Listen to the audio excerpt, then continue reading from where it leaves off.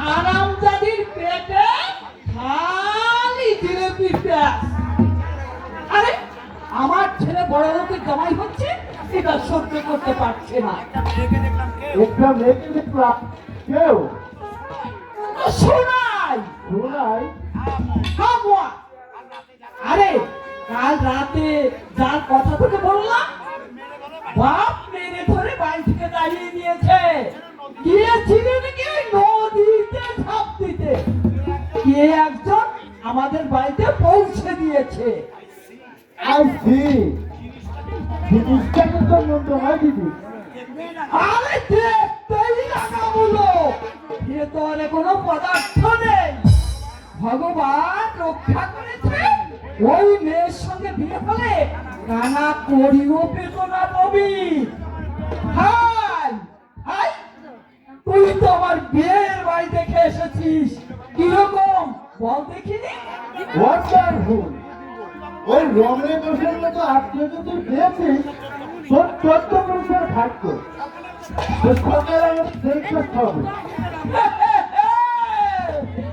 আরে বিয়েটাকে ঠিক করেছে, দেখতে হবে না?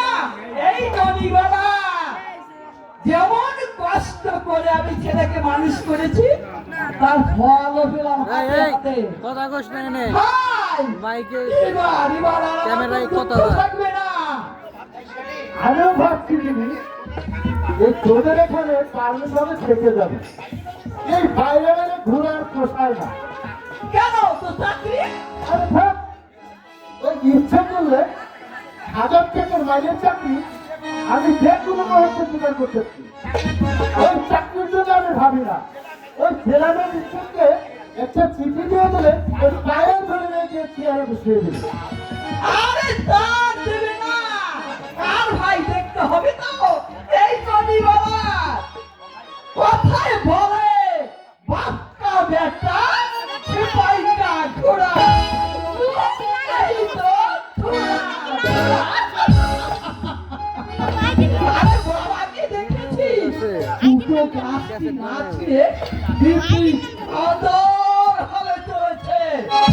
আর তুমি সত্যি ভিডিও করছো না? ভবিষ্যৎ কোনো বউ নিয়ে বাড়িতে এলো না। ওই যে তোমার বাপের এই ভিডিও করছো না? সামান্য একটু পর আপু দেখতে পারছে হয়তো না, আমার বিরোধী দিয়ে দিও। করে দিচ্ছে। তাই বলিস ভাই, বউ কিন্তু আমার খাসা হয়েছে। কথায় কথায় এমন ইঞ্জিন বলে না, বিরাট বুঝলি ভাই, এই বিরাট একেবারে ঠান্ডা হয়ে যায়। দিদি, ভাই তুই আমাকে দুচাচ্ছি, তুই আমার এখানে বসে কেন? তুমি এক্ষুনি বউ নিয়ে আসবে। ওই পুরা চোপা যেন আমার বউ মাত্র খেয়ে না পড়ে। মরণ দশা, তাহলে গলায় দড়ি মাসি না। আমি তো স্বেচ্ছায় আসতে চাইনি, বৌদি আমাকে জোর করে পাঠিয়ে দিলেন। শোনো, বলুন।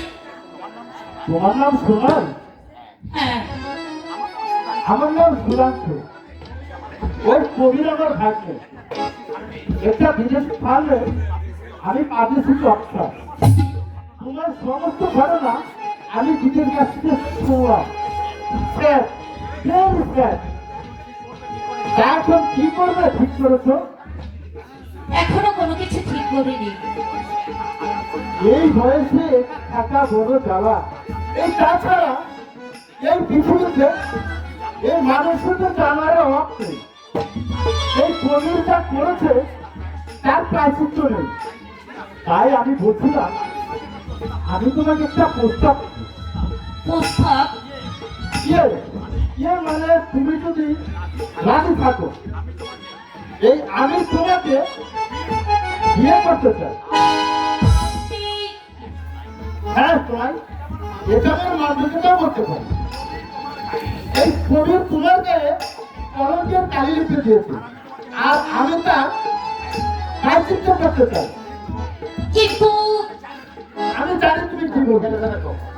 কথা কি জানো, এই সংসারে আমি বড় একা, অনেক টাকা মাইনে পাই। এই 12 ফুটের উঠে থাকে খায়। এই বড় মাইনে পেয়ে বিছানার নিচে রেখে দিলাম, ব্যাস দুজনে মনে হয়।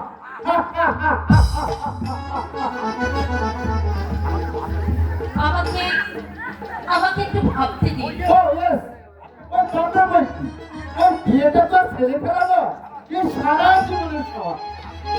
আজ দুদিন হলে আমি এই বাড়িতে এসেছি।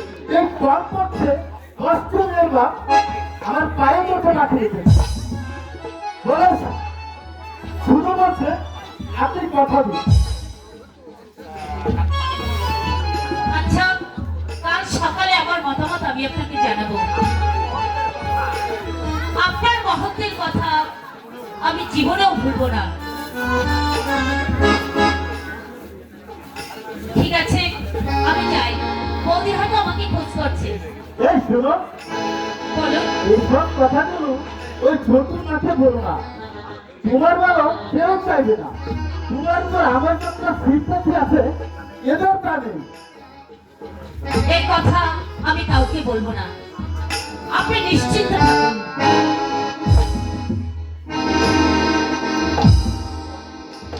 কি বলে গেল? আপনার মহত্বর কথা আমি জীবনে বলবো না। মহত্ব, অনুগ্রহ, yes, yes, এমন অনুগ্রহ আমি তোমাকে দেখাবো, এই সারা জীবনে তুমি আমার কথা ভুলতে পারবে না।